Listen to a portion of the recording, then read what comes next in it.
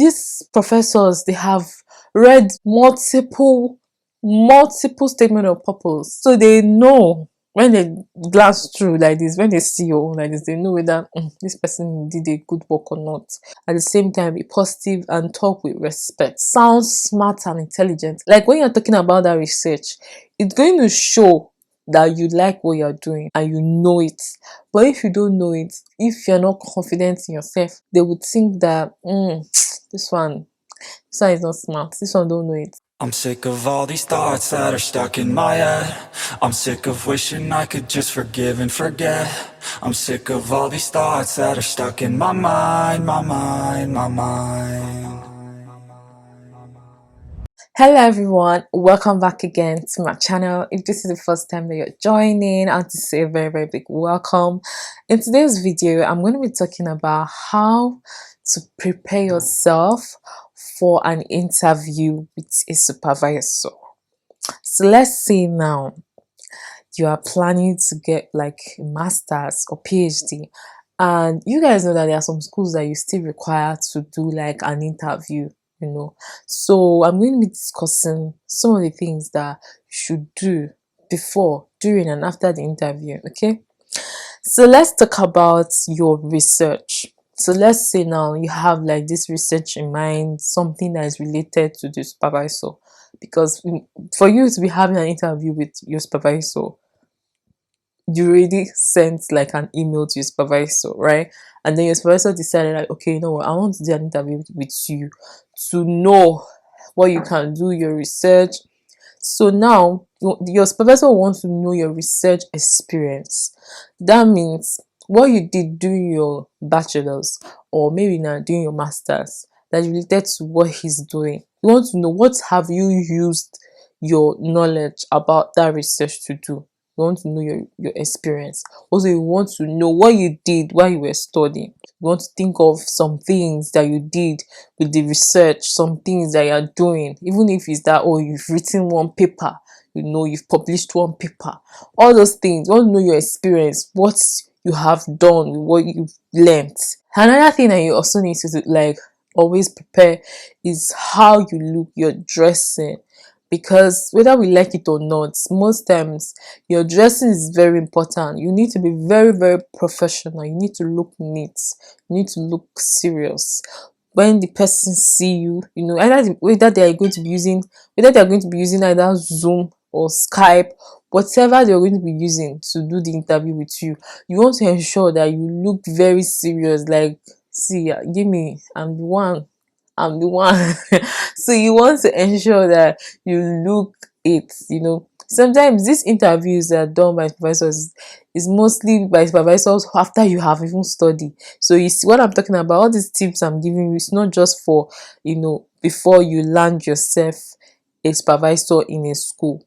Even while you are doing your thesis, all these tips, apply it if it will also help you. So you want to also learn about the faculty. You want to also learn about the people. Like if you're talking about my department now, I remember like one time my friend was trying to tell me about their own department. And if I use what that person was telling me about their own department from one department, it will not work, because every faculty, every person is different, every supervisor is different. So you want to know about your faculty, that you want to know about your own people, you want to do research. And the best people is those one people that are already in the school. And if you cannot find anybody in the school, do your research. Like Google is your friend, or Instagram. Just type their school on YouTube safe. You see some people who have probably done a video talking about that school, or you can check on Instagram. You can now message them and ask them questions about the school, about the department, anything that they can just give you, so that you'll be prepared. Because every supervisor is different. Every professor is different. You see now, my friend, when he was telling me about his own department, right, what he used to say is that his department is kind of department that they like when you used to do things in Chinese language, in this. My department, they like English. If you know how to speak English, talk it in English. Don't come and do Chinese that you don't know, except they are the ones telling you to write it in Chinese or do in Chinese. But they like English. Okay, So that's nothing about my department. Another thing I noticed about my department, when you are starting school, because you say you're international, don't go and meet the teacher, oh, because they'll just fail you. A lot of students, when they enter a new class, they want to go and communicate with the teachers. They want to go and ask questions, tell them, oh, I'm an international, I don't know how to speak Chinese, blah blah blah. They will fail you. My department, don't do that as an international. Just pretend like you know what the teacher is saying, or you know what the teacher is doing. When it's time for exam, they know you're an international. They know you're an international. They know what you can do. They know what you cannot do. You should not go and meet them, because when you go and meet them, they'll be thinking that, oh, you want me to help you. You want me to try your best. You want me to assist you. That's how they will start thinking, and that's how you just feel. So, my dear, just make sure you don't meet them. That's my own department. But you see that my friends for their own department, you will go and meet them, you go and tell them, oh, I'm an international, this. They can assist them. It's not my own, don't try it. So I'm just like giving an example. I'm just giving an example of how different faculties are, how different teachers are. So you want to do your research, you want to know the kind of supervisor you have. You also want to review the research, you want to conduct this kind of mock interview with your friends, or with somebody that you really respect, or maybe a former supervisor you used to have. You want to do like an interview in front of them, if it's possible. Safe, if you don't have anybody that you want to do interview in front of, you can do interview in front of a camera, so that you will watch yourself. If it is good in your own eyes, look at yourself, score yourself, tell yourself the truth. If it's good in your own eyes, then it will be good in the supervisor's eye. But if it's not good in your own eye, work on it. Okay, so during the interview, I'm going to be talking about what you should do during the interview. You need to arrive on time. Okay, make sure you are 10 minutes before time, sure 30 minutes before time. Arrive on time. If it's online meeting, just want to meet up with you, make sure you are on time. Make sure you're on time, and you want to make sure you dress properly. Okay, dress properly. You want to sound very, very positive and enthusiasm. So you want to be very positive. You want to look like, you are happy. You want to look, that kind of thing. You want to look positive. Let's see your face not be looking, even though things are not going on fine, even though you are broke, you're looking for money, you're looking for funding opportunities, especially for PhD students. Let's not show your face. Be so positive, sound smart and intelligent. And if you are interested in that research that you're talking about, it will show from the way you talk. Like when you're talking about that research, it's going to show that you like what you're doing and you know it.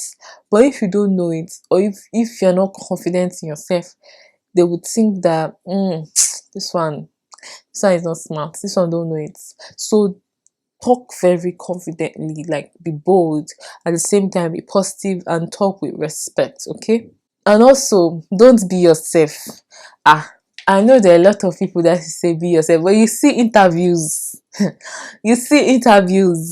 I don't think you should be yourself. Why? Because you might just make mistake. Be yourself. For me, like, there's one rule for me, like when it's time for me to showcase myself in front of someone, I need to be the best version of myself, like not my normal self. That, oh, you just be talking like your normal self. No, you need to talk like your best version of yourself. Like, talk with confidence, talk well, like be audible, and know what you're saying. Do your honest research. Okay, so let's talk about what you do like after the interview. So you want to summarize what you have said, and summarize it well, because that summary might be the only thing that maybe they will even listen to. Because maybe now, as you're talking about your research and everything, most times they might not be listening. Most times their mind might not even be there safe.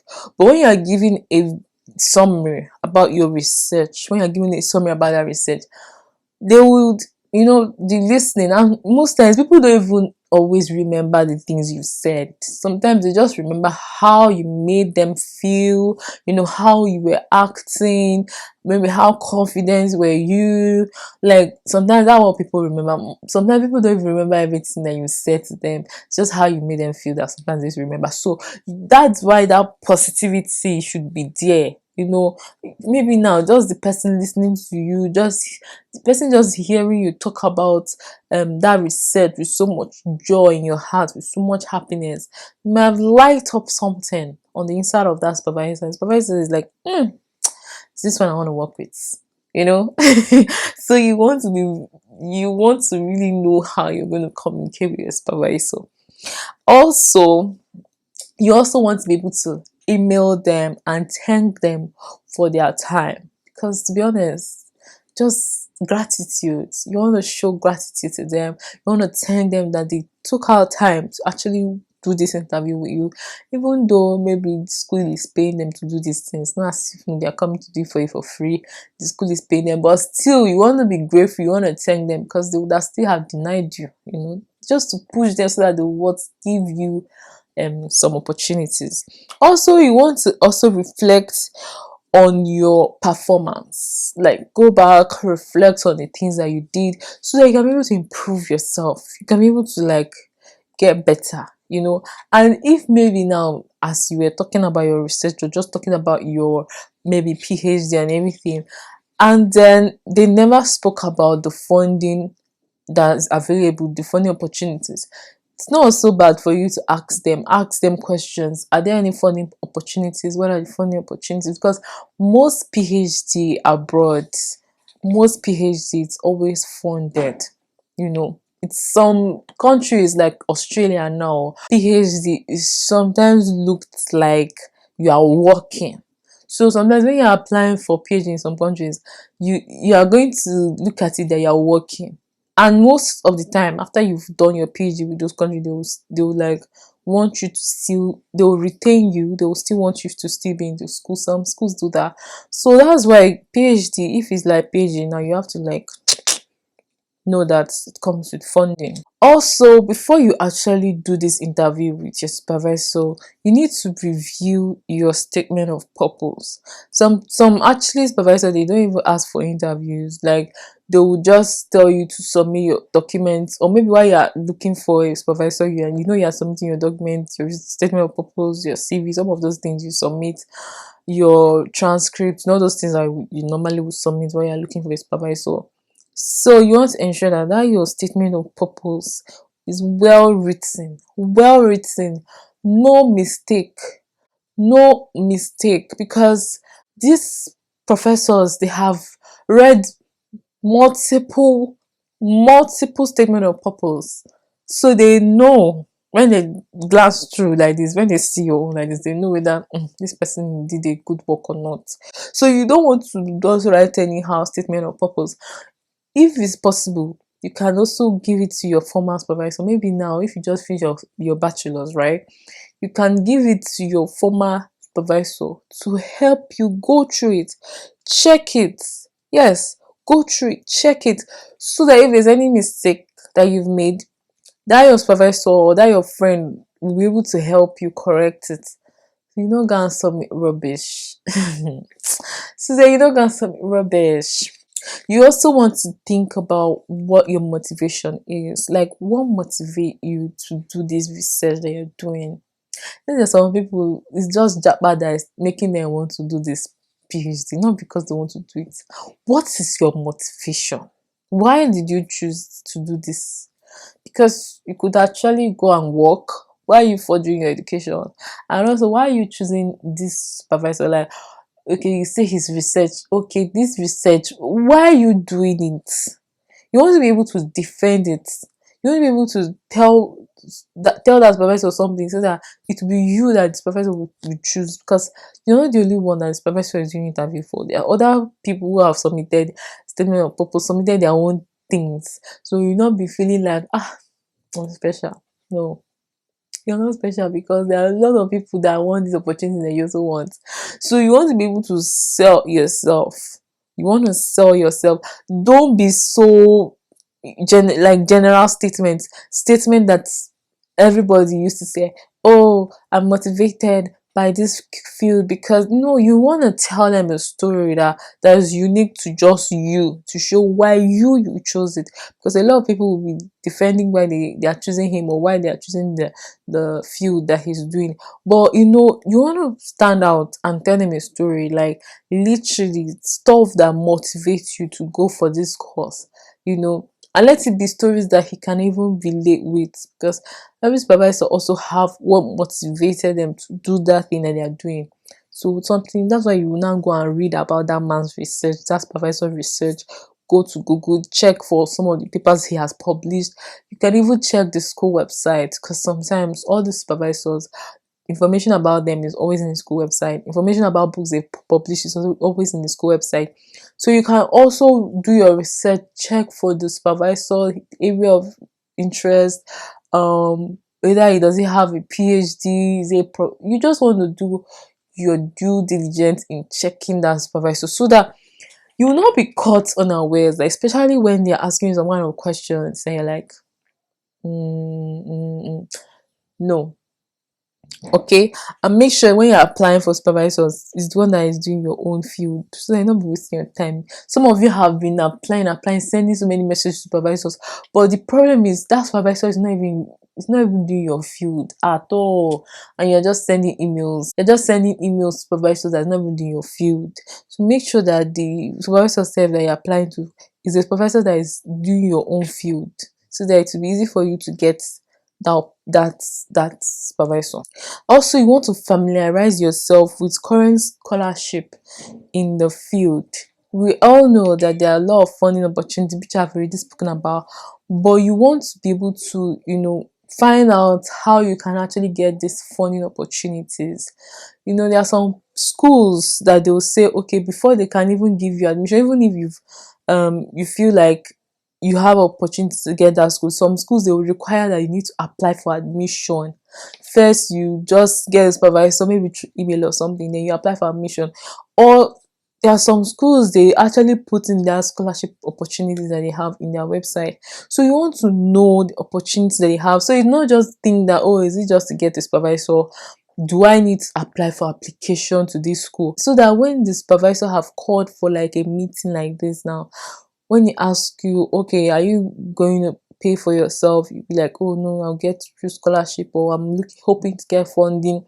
When the professor asks you questions like, have you applied for your school, you know what to say, because it's not all schools that is compulsory for you to apply before you go and get supervisor. Some schools even say get supervisor first, before you even come and start applying, especially those research based. If you're doing masters and it's not coursework, it's research, most of the schools they will tell you that you should try to first get a supervisor, and then you can actually start application. Even PhD students, they know this. And you have to ensure that when you are sending those emails to the supervisor, it's not one long something. Go straight to the point, but be make that email to be hot, because you're not the only one that is sending emails to the supervisor. You still need to even do a follow-up email. If you are feeling like, maybe this person not reply me, you still need to do like a follow-up email. And sometimes some of these supervisors, they actually used to see like your message, even though some people used to complain that supervisor does not reply them and stuff.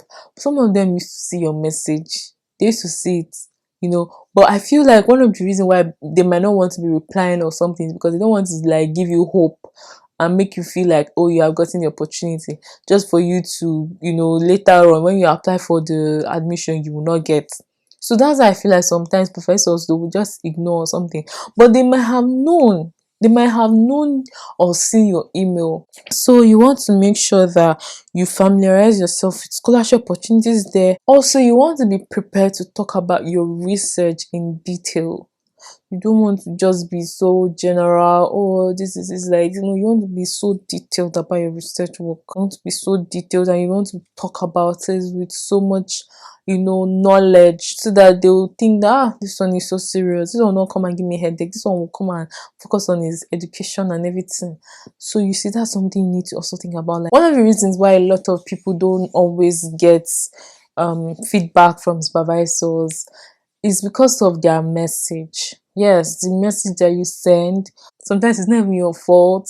Sometimes it's the fact that there are a lot of emails and the supervisor have probably not even read your message self. There are a lot of emails that these professors or these professors used to read. So when you are sending, you want to send in an email that is very catchy and everything. You want to be very punctual. You want to go on time. You also want to be able to, talk about your thesis. So they will take you serious and feel like, this person is intelligent, this person is smart. Apart from being able to talk about your thesis, you want to be able to, express yourself, like why did you choose this field, and also we're going to talk about the reason that you chose that supervisor. So we see that when you're going to be talking about reasons why you choose that supervisor, you need to know so much about your field. Yes, you need to know so much about your field, because if you don't know a lot about your field, they will know. Your supervisor will be able to know if you don't know so much about your field. So that's why you want to read a lot, you want to do your research. Even if you feel like, okay, that field, you did not do it, right? And then maybe there was a certain thing, research topic that you were doing before and you're trying to switch. You just know how to, construct the message when you're talking to your supervisor. There are some people, when they start a course or when they even choose one course, or they did one course, when it's time for their PhD, they want to change topic. So maybe you find the supervisor that you like and you want to work with. You want to know how to, message them, explain to them why you are changing from this research to this research. Like you want to be able to tell them like why you're making that decision that you're making. If it means sending over 100 messages to the supervisor so that you can be able to get. I remember someone just commenting like on YouTube that, oh, I sent over 150 messages to professors in China. See, people are working hard. People are really, really working hard. So the moment you are called for interview, just know that interview is like you've gotten it. It's just formality. Formality. Interview is like formality. Anytime someone is calling for interview, just put in your mind that I know I've gotten it. So you don't want to fuck up or do anything that will make them just say, I'm not more giving it to you. Just put in your whole best, and I'm telling you, God is going to come true. Okay, you're going to get that masters. You need to get that PhD that you want. You don't need to be scared. Just try as much as possible to do some of these tips that I explained in this video. And if you enjoyed this video, please do well to like this video, subscribe to my channel. I'll see you guys in my next video. Bye for now.